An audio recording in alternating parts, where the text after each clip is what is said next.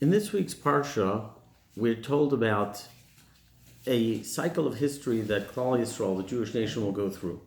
A cycle of exile, subjugation, enslavement, eventual redemption, falling back into it. And I think there's tremendous insight into our lives, not just as a nation, but as individuals, as parents, as people that influence others, that we can learn from this. And perhaps we can create a little bit of a different paradigm than Freud taught us in the multi-generational relationship, parent-child relationship. One of the Torah giants of the early part of the 20th century was Rameir Simcha HaKohen of Dvinsk. And he wrote a famous book, a commentary on the Torah called Meshech Chochmah, very important commentary. And he has a classical essay there where he talks about the very natural drive we have as human beings to outshine our parents. We want to outpace them, not just to outshine them, we want to chart a new path. Our parents did X, we want to do something greater and different, more unique. We don't want to be a newer version of our parents. We don't want to just repeat their lives. We want to do something fundamentally different. And society allows this. If you look at history, for instance, this past summer, my wife and I went with our family, with some family members, to the Tenement Museum in Lower East Side of Manhattan. And you go into the tenement and it shows you an apartment, a very small, very simple apartment that was lived in, first by a Jewish family of immigrants, then by a Hispanic family of immigrants, people from different countries, and shows how they went through the process of coming to the country, the difficulties, and how they overcame them. And I look at this in my family. My grandparents came to the United States in 1922-23. First, my grandfather came, then he brought my grandmother and her children. Then he brought my grandmother and their oldest child. My grandfather had a life in Europe. He came over to the United States when he was nearly 40 years old. But he wanted more opportunity. He wanted the ability to earn a living. He wanted security, not have to worry about pogroms, and what he couldn't imagine at the time was the Holocaust. But he wanted security. He came, and he lived a very simple life. He was a house painter, despite the fact that he had an education that far surpassed that. He earned his living as a house painter. He lived in a simple apartment his entire life, did not travel much, didn't do much. Put his children through public school, gave them a public school education, sent them to City College, and started them on life. My great uncle was a little more successful. He sent his son, the first generation American, to NYU Law School, and he became a world famous attorney. So you see that coming to the United States, having very little, earning a living, getting your children to develop an education, and maybe if you're lucky, they became a doctor or a lawyer. You're not as lucky, they earned maybe a more simple, more modest way of earning a living. The next generation did better. Next generation maybe did not suffice with medicine or law. They went into investments. They went into wealth management, hedge funds. The next generation looked for something different, leveraging technology, something that had been unimaginable 40, 50 years ago. The next generation is leveraging social media. And it's not always about more wealth. In fact, this generation, we're told, is poised to actually earn less than their parents, which is the first time we're finding such an experience in a number of generations. It's not all about money, it's about charting a new path. And as Jews, we have that natural desire as well. And Rameir Simcha points out that there's a cycle in history. The cycle is Jews are exiled from a country. They come to a new country and they've got to establish themselves materially, economically, socially, and spiritually. Very modest beginnings. Much as like when the Jews came over from Eastern Europe, a tattered group of survivors, whether they came before the war, poverty-stricken, whether they came as survivors of the Holocaust, they come over to the United States and they have to start rebuilding. And rebuilding spiritually means maybe the first generation doesn't get a Jewish education, but they get a feeling for Judaism. Next generation gets a Jewish education. The next generation really becomes great scholars. My father had no Jewish education. He gave us a Jewish education. Hopefully our children will be much more learned and much more proficient in the Judaism than we are. That's the development. Eventually you reach a point, though, where you feel like there's a ceiling that can't be broken. See, when it comes to socioeconomic living in the world out there, there's no glass ceiling that can't be broken. You're a first generation American, you get your education, you give your children more opportunity. They keep on going further up, whether it's politically, whether it's with wealth management, whether it's making a difference in the world. But in Judaism, there's a limit. See, when there was a Beis HaMikdash, when there was a temple in Jerusalem, there was no limit. Each generation had their Sanhedrin, their high court. They reached a deep level of Torah. They could reach their halachic rulings. They had prophets that charted new paths from communication from God, communication from Hashem, gave them a whole new mystical understanding. There was no ceiling. Today we don't have prophets communicating from God directly. Today we don't have the ability to overturn rulings of previous generations. The Mishnah and the Talmud are sealed documents. We can't argue with them. Even later sources. So eventually there's a danger that, sure, the first generation is completely unknowledgeable. They maybe know a little bit about Jewish practice. The next generation starts studying Torah. The generation after that become rabbis and very proficient. But eventually you reach a point where it feels almost saturated. And ironically enough, in our generation we see two parts. We see a duality going on. On the one hand, we see tremendous scholarship. I know even from when I was a child to today, the amount of books that have been written on Torah, commentaries explaining obscure concepts that the last generation didn't even have the headspace to necessarily think about, developing sophisticated concepts.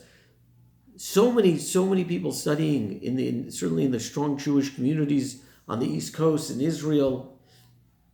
So many people getting high-level Jewish education. Rabbis reaching far-flung communities around the world. Chabad is in all 50 states. There are rabbis reaching out to people in ways that we never dreamed, making that impact. Things seem very developed. On the other hand, you also have the people that feel like they've hit the glass ceiling and they can't break forward. And what happens then is they start turning to other things. They start forgetting about Judaism. Let's go out in the world, whether it's earning more money, more famous, more indulgent, more narcissistic, but we forget about our core. We forget about the Judaism, we go away from it. And then what happens is the Jews are sent into exile and the cycle repeats itself. Inquisition, crusades before that, pogroms, the Holocaust. We see this time and time again. Development can't go any further, looking elsewhere, and then we get sent away. Rameir Simcha writes about this. Rameir Simcha died in 1926. Listen to what he writes. He says, the Jewish world looks to Berlin like it's Jerusalem.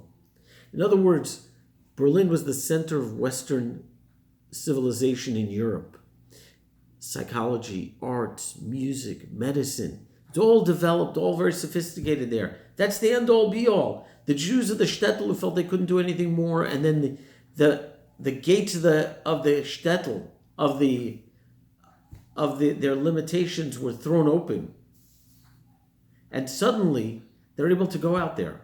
Suddenly, they're able to make that difference out there in the world. They leave their Judaism and they start going out there.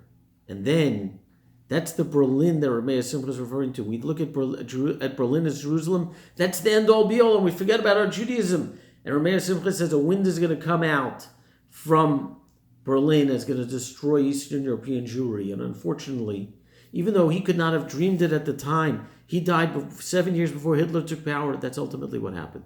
That's ultimately how things played out. So, what do? We see this disturbing phenomenon. How do we break this phenomenon? As parents, we don't want our children to feel they can't outpace us because then they'll lose interest in their Judaism and that which is meaningful. How do we ensure that doesn't happen? There's a fascinating book called The Psychology of Tzimtzum by Mordechai Rottenberg. Mordechai Rottenberg writes, he says that there's something called the Oedipus complex that Freud believed in.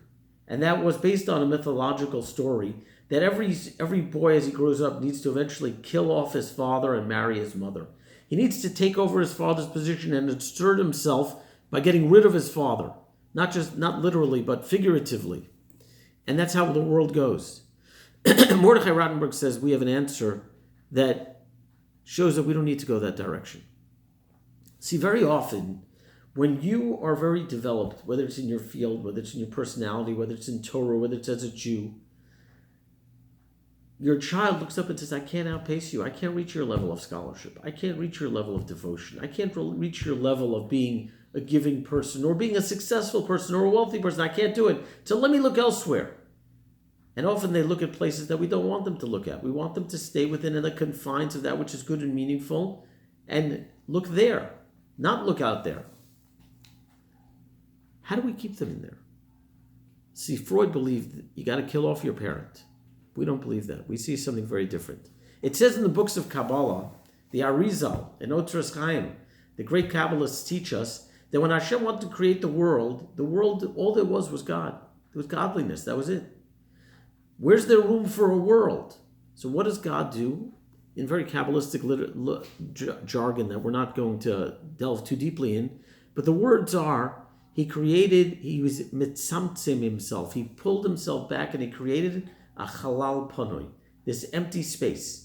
In other words, there's a space where God was not there, godliness was not there. We have to know what that means. Again, we're not going into that, but those are the words. He pulled back, there was an empty space, and all that was left was a reshima, was a light imprint. In other words, there was space for a world, for good and evil, for free will. There was room for all of that to exist. And when it was able to exist, then a world came to be. But an imprint stayed. What that means is that we could pull back naturally when your child comes home from school and says, Daddy, Mommy, you won't believe what I learned. I learned about this concept of Torah, or I learned about multiplication or division or this. What's our reaction? Yeah, wait till you learn about fractions. Wait till you learn about algebra or geometry or whatever it might be.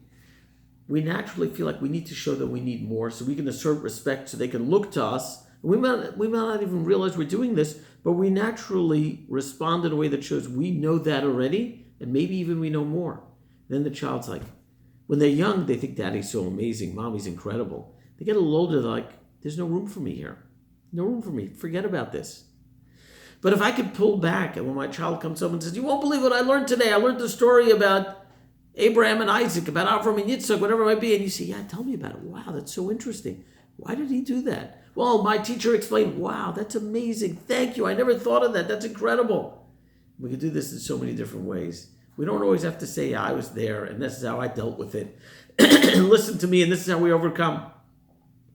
We don't need to do that. We can just listen with fascination and say, wow, that's such an incredible idea.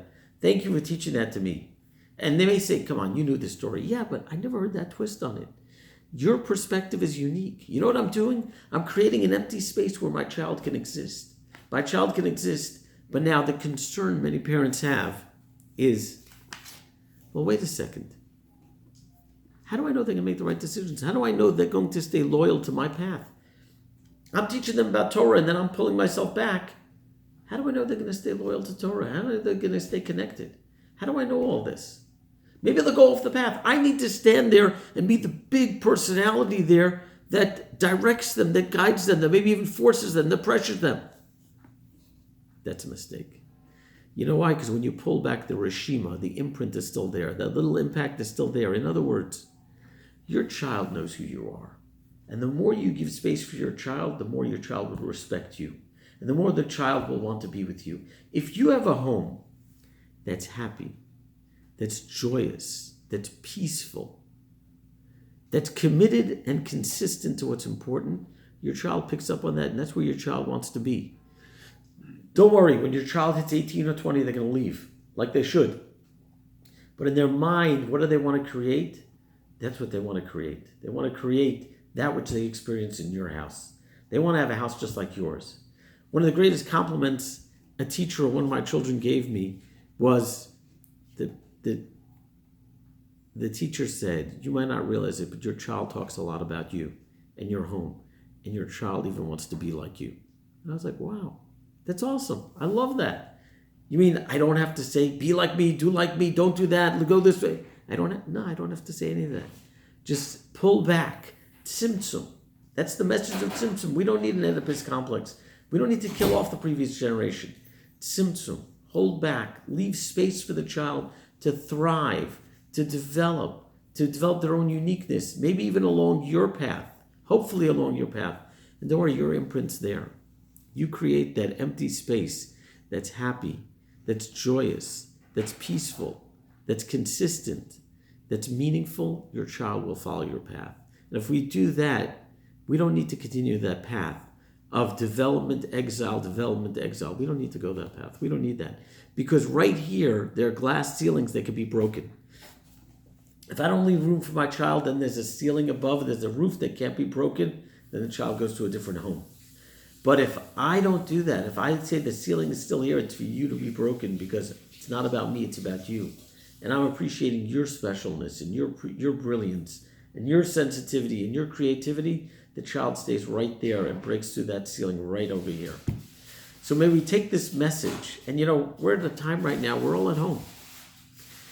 We hope to be starting minyanim soon. We might have a minyan tonight. We hope to have it soon. But we're all home.